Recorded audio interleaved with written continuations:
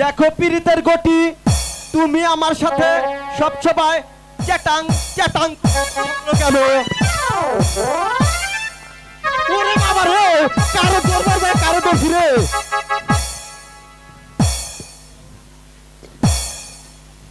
এই গাধা, পীড়িতের আবার ঘটি হয় না? আমি ভুলে ধরছি, ভুলে।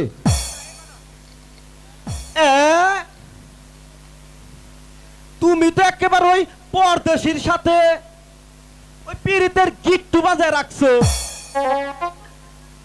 তবে পীড়িতের ঘটিটা তাহলে কি?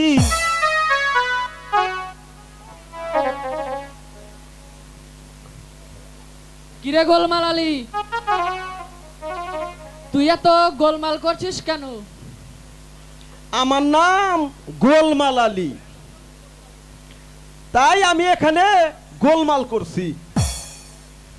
আচ্ছা গোলমাল,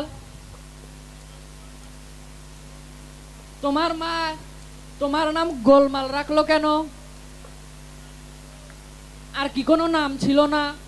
ছিল। যখন আমার ওই 25 মার্চে ওই গোলমালের সময় আমি আমার মায়ের পেটে ছিলাম, তখন ওই পাকিস্তানের পাক বাহিনীরা ওই আমাদের বাড়িঘর সব জ্বালিয়ে পুড়িয়ে ছাই ছাই করে দেয়। তখন আমার মা আমার পেটে লইয়া ওই পালিয়ে যায়।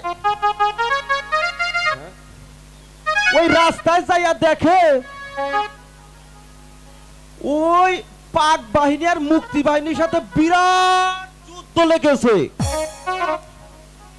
তখন কি আমি আমার মায়ের পেটে ঠিক থাকতে পারি না। তখন আমি করলাম কি, ওই মুক্তি বাহিনীর সাথে ওই পাক বাহিনীর সাথে যুদ্ধ শুরু করে দিলাম। তখন আমি যুদ্ধ করতে করতে ওই জায়গায় ডেলিভারি হয়ে গেলাম। তাই তো আমার মায়ের শখ কইরা আমার নাম রাখছে গোলমাল আলী। যাক, এবার অনেক হয়েছে। যাও গোলমাল,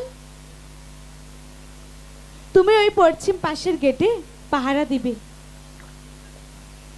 যাতে আমার ভাইজান এখানে না আসতে পারে।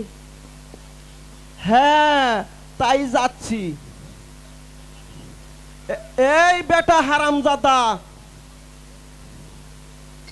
তুমি আবার এই সেরিন নগে ফষ্টি নষ্টি করো না, ফষ্টি নষ্টি, তাহলে কিন্তু ইয়া বড় হয়ে যাবে, বুঝলে?